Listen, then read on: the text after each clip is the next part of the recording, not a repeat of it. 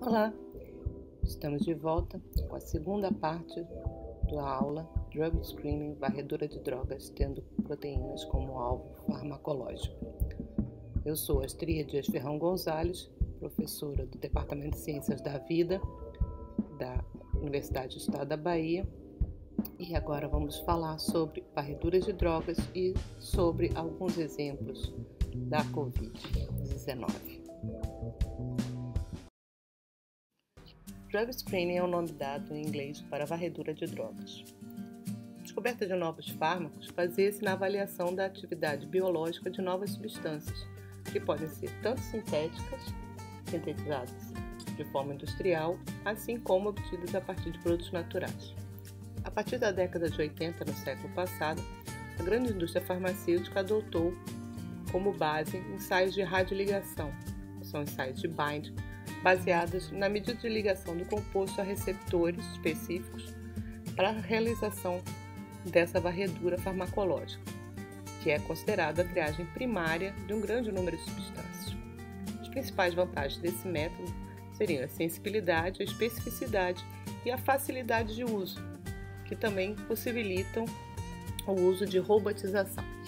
Com essa técnica, pode-se avaliar a interação fármaco-receptor de forma direta, através de ensaios de competição por ligação, e também permite determinar parâmetros como o CI50, que é a concentração necessária para inibir 50% da ligação do radioligante-receptor, e o KI, que é a constante de dissociação, que vai dar respostas sobre a afinidade da substância teste não radioativa pelo receptor.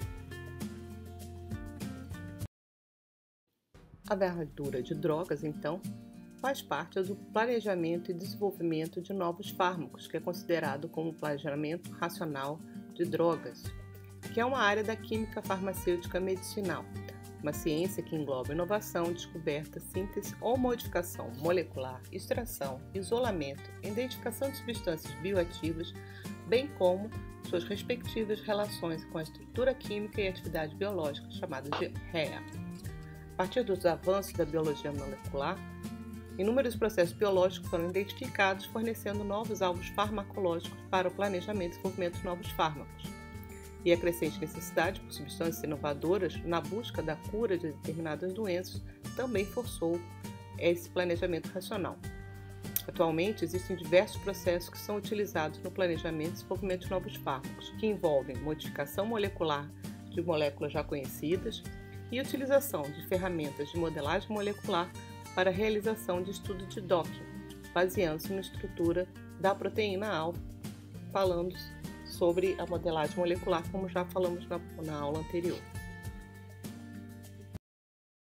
De qualquer forma, os ensaios de bind de ligação também são essenciais para poder validar modelos de docking, obtidos por meios computacionais, assim como para a realização da relação estrutura-atividade, etapas essenciais no planejamento racional de fármacos, baseados na estrutura do receptor, que em inglês é chamada de Target Based Drug Discovery. Vale ressaltar que os ensaios de bind também são importantes para detalhar o mecanismo e a cinética de ligação dos fármacos. O estudo de docking é uma das técnicas de modelagem molecular mais importantes no desenvolvimento de fármacos, e ela trata do estudo da interação energética entre o ligante e o receptor, que é sempre uma proteína, utilizando o campo de força. Entretanto, a interação do fármaco ao receptor é um problema complexo, visto que inúmeras forças são envolvidas, tais como eletrostáticas, eletrodinâmicas, estéricas, assim como também tem a participação do solvente e o grau de flexibilidade das moléculas, que são fatores importantes a serem considerados. O chamado docking molecular é uma das abordagens da modelagem molecular que é útil para determinar se há interação energética favorável entre duas moléculas, no caso, um ligante ou um receptor, no intuito de elucidar as suas razões moleculares responsáveis pela potência farmacológica destes ligantes ou fármacos sem potencial. O procedimento que é utilizado no docking molecular busca posição e orientação que maximiza essas interações intermoleculares. Assim, o ligante e o alvo biológico formam um complexo por complementaridade estrutural e por estabilização energética. Essa técnica é um excelente método para avaliar quais são os possíveis ligantes de um alvo biológico de interesse. Porque, ao se determinar quais moléculas demonstram mais afinidade pelo alvo farmacológico, é possível reduzir drasticamente o número de moléculas que serão sintetizadas e testadas, tanto in vitro quanto in vivo em laboratório, economizando tempo e recursos financeiros, além de evitar inúmeras mortes necessárias, por exemplo, de cobaias, porque você só vai testar aquelas que você já viu que realmente possuem afinidade, interação e são possivelmente drogas que irão funcionar em vivo. Aqui nós temos um esquema sumarizando como seria a técnica de docking molecular. Então, primeiro, é preciso que haja a proteína com sua estrutura tridimensional já conhecida, que é o receptor da droga que vai ser testada, e quanto maior o grau de confiabilidade dessa estrutura, ou seja, quanto mais próxima da realidade ela é, melhor será o resultado. E também é preciso que tenha a conhecida estrutura tridimensional do ligante. Tendo esses dois dados, você então faz uma simulação in silico e vai testar todas as possibilidades de encaixe desse ligante em sítios específicos do receptor. Aí então se mede o grau de interação desse ligante aos resíduos, vê os tipos de interação e as energias produzidas depois do docking.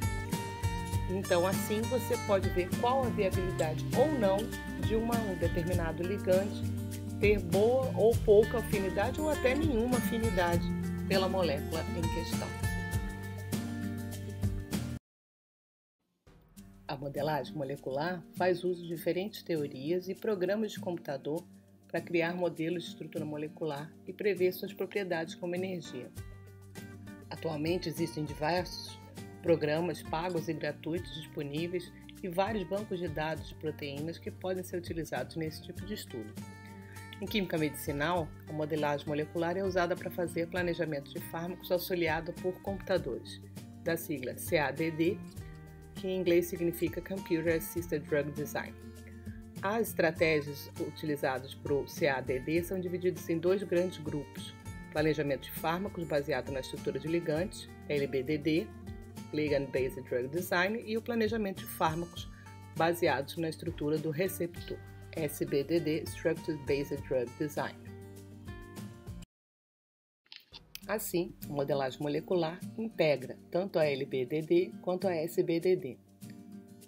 Com as estruturas determinadas do receptor, do ligante, tendo uma estrutura de proteína modelo e a sequência da proteína alvo, modelo, que é o seu alvo, você faz o alinhamento, a validação desse modelo através da estrutura da proteína já modelada, a interação dela com o complexo proteína ligante, e aí então você pode usar uma enormidade de sequências conhecidas de ligantes para chegar àqueles compostos finais que tenham melhor atividade esperada para que depois então você faça os ensaios em vivo.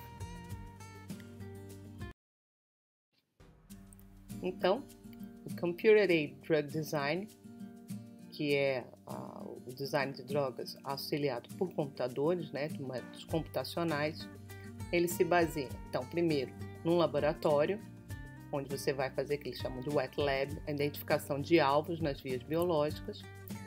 A partir daí, com a identificação de proteínas-alvos, você vai fazer determinação de estrutura, cristalografia por RMN, modelagem por homologia ou ainda CRIA-AM, vai fazer a identificação principal, o alvo estrutural, e aí, a partir da modelagem por homologia, você parte para o docking, a simulação e a dinâmica molecular, e aí então você vai chegar a um alvo baseado em farmacóforo. Isso tudo faz parte do SBDD, Structure Based Drug Design. E com a identificação do alvo, você faz uma busca por similaridade, chega ao ligante baseado em farmacóforo, e com essas duas, que é o LBDD, com essas duas técnicas determinadas, você vai então partir para a síntese química e para o bioensaio, pulando várias etapas que demorariam muitos anos. Antigamente, chegava-se a levar 11 anos para chegar um fármaco e hoje a gente está vendo que, às vezes, em poucos meses, você já consegue ter drogas com atividade bastante eficiente.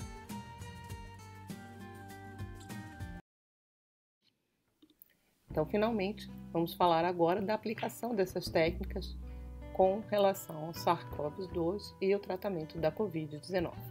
Então, o primeiro passo, como vocês viram, é necessário que se purifique o vírus, que se purifiquem as proteínas desse vírus, se identifiquem todas elas, faça a determinação da estrutura tridimensional dessas proteínas, para que então você possa proceder com todas essas técnicas que nós vimos até agora. Os processos de infecção viral, que vocês devem ter visto no módulo que trata desse assunto, dependem justamente da interação das proteínas virais com receptores específicos das células onde esse vírus vai infectar. Então, se podendo bloquear essas proteínas de interação ou ainda proteínas que façam parte da replicação viral, você pode então ter drogas eficientes que iriam tratar e curar a Covid-19.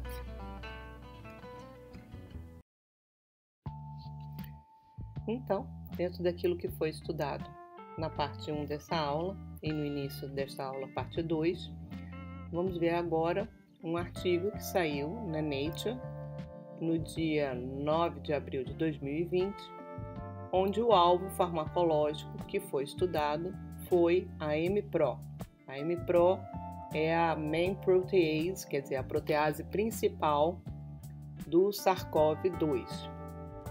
Por que eles escolheram essa proteína? Porque ela é considerada uma enzima-chave e tem um papel importantíssimo na replicação viral e na sua transcrição do seu material genético. Por isso ela se tornou um alvo tão interessante e eles fizeram nesse trabalho um High Throughput Screening, ou seja, uma varredura de alta eficiência, onde eles avaliaram mais de 10 mil compostos, inclusive utilizando drogas já aprovadas, drogas candidatas que foram feitas em ensaios clínicos e outros compostos farmacologicamente ativos, como alguns inibidores de MPRO. A partir dessa varredura de 10 mil compostos, eles chegaram a 6 compostos que inibiam essa atividade, mostrando uma concentração inibitória em valores entre 0,67 a 21 micromolar. Então, aí embaixo você tem a figura mostrando os domínios dessa proteína e os ensaios de docking que foram feitos. Em 2005, a revista PLOS ONE e Young colaboradores haviam demonstrado alguns inibidores que foram chamados GN3 e N1 como inibidores que se ligavam a um sítio específico que era muito conservado em várias proteínas MPRO de outros tipos de coronavírus. Então, utilizando esses dois modelos, N1 e N2, essas duas drogas, eles utilizaram então para fazer a modelagem junto com a proteína MPRO do SARS-CoV-2 e compararam com a dos outros vários coronavírus já conhecidos e também do vírus da hepatite camundongo, da diarreia de vírus, da peritonite infecciosa de felinos, de vírus de gastroenterite, e conseguiram então determinar qual seria esse sítio específico de ligação, para daí então fazer a varredura das drogas que eles queriam testar. Então, a partir da determinação do complexo da MPRO do SARS-CoV-2 com esse ligante N3, se obteve um modelo para identificar os compostos líderes que iam direcionar a triagem em sílico, então, para fazer os ensaios de docking. Então, com isso, eles conseguiram utilizar um banco de dados com vários compostos, 10 mil compostos foram testados, utilizaram para isso um programa chamado GLIDE, chegaram a sinancerina, que se encaixava bem nesse sítio, com uma boa atividade. Essa sinancerina é um antagonista de serotonina bem caracterizado, que já tinha sido submetido a testes clínicos na década de 60 e que mostrava inibir a MPRO do SARS-CoV. Então, esse composto ele pode ainda ser trabalhado para melhorar a sua atividade. Além disso, então, eles testaram os 10.000 compostos. Desses, 7 tiveram uma ligação boa com o sítio catalítico da M-Pro. Então, eles fizeram depois os ensaios no laboratório de inibição da atividade hidrolítica com medicamentos aprovados de sulfiram carmoful, candidatos medicamentos pré-clínicos ou clínicos, o Ebselen, Chiconin, Tidegluzib, PX12 e TDZB8. E desses, eles viram que quem apresentava a mais forte inibição era o Ebselen, com esses 50 de 0,67 micromolar.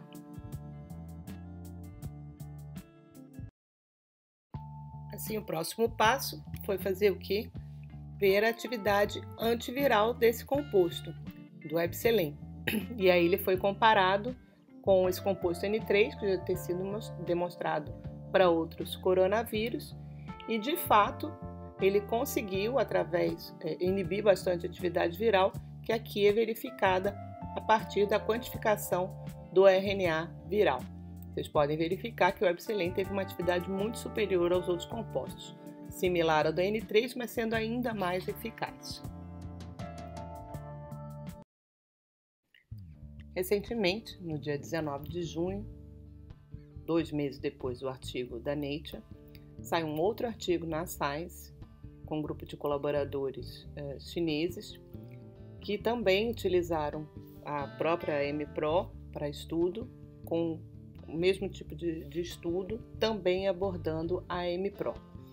Então, eles conseguiram sintetizar 2 inibidores, que eles chamaram de 11A e 11B, através, de novo, da análise da estrutura do sítio ativo da M-Pro, e eles viram que ambos apresentavam uma ótima atividade antiviral, agora em cultura de células, sendo que o composto 11A mostrou propriedades farmacocinéticas muito boas e uma baixa toxicidade, que também foi testada em camundongos e cães, sugerindo que essa droga poderia ser um ótimo candidato a uma droga para tratamento de Covid.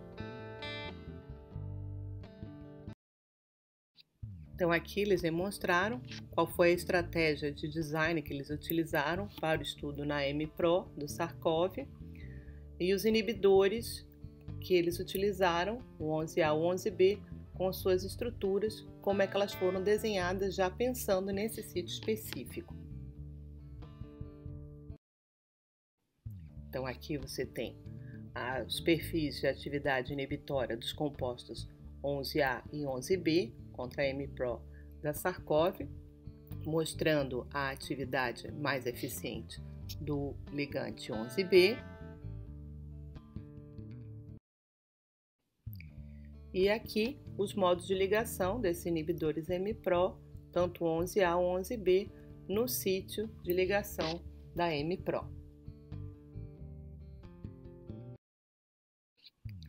Depois, eles partiram para o ensaio de inibição da protease in vitro, utilizando para isso células Vero E6, e verificaram que em ambos os casos, tanto para 11A quanto para 11B, a atividade antiviral se mostrou bastante eficiente, sendo um pouco melhor para 11A. E, finalmente, eles partiram para o ensaio in vivo, em camundongos e cães da raça Beagle, para a avaliação dos parâmetros farmacocinéticos para os 2 compostos, 11A e 11B. Aqui tem os dados nas tabelas, e chegaram à conclusão que o composto 11A seria aquele que apresenta menor toxicidade, melhor atividade antiviral e melhor efeito in vivo, sendo então uma droga potencialmente boa para ser utilizada como antiviral no tratamento de Covid. Esse artigo é bastante recente, então a gente ainda vai ter que aguardar para ver qual vai ser o caminhar desse tipo de estudo. Então, as estruturas de protease do SARS-CoV, todas elas que foram determinadas, vocês podem ver no banco do NCBI, que é o National Center of Biotechnological Information, do governo dos Estados Unidos. Aí tem o site. Hoje já tem 162 estruturas de proteínas depositadas e de outras proteínas de SARS-CoV, né? É porque esses estudos que eu escolhi são esses GMPRO. Mas óbvio que há outras proteínas sendo estudadas com essas técnicas todas que eu falei durante o curso. Aqui na busca que foi feita no dia 24 de junho, haviam já 246 estruturas depositadas do SARS-CoV-2. Todas elas estão disponíveis e elas podem ser utilizadas para estudos como esse que a gente acabou de ver.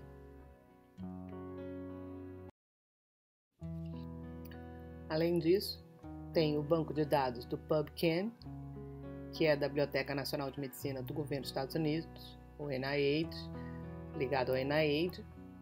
Lá você pode procurar pelo banco de dados de proteínas de COVID e compostos relacionados. Então, vocês podem ver aqui nessa busca, 156 compostos já estavam depositados associados ao coronavírus SARS-CoV-2. Então, essa aula foi para mostrar 2 trabalhos e algumas técnicas que são utilizadas para varredura de drogas, desenho racional de drogas, planejamento racional de fármacos, utilização de bioinformática, modelagem computacional, dinâmica molecular. Todas as técnicas estão disponíveis, os bancos de dados estão disponíveis e são uma grande linha de frente para a descoberta de novos fármacos, não só para o SARS-CoV-2, mas para qualquer outra droga de interesse da nossa população. Eu espero que vocês tenham gostado. E mais tarde, no nosso fórum, no horário marcado, nós poderemos tirar algumas dúvidas que vocês possam vir a ter. Muito obrigado por terem acompanhado até aqui e um abraço a todos.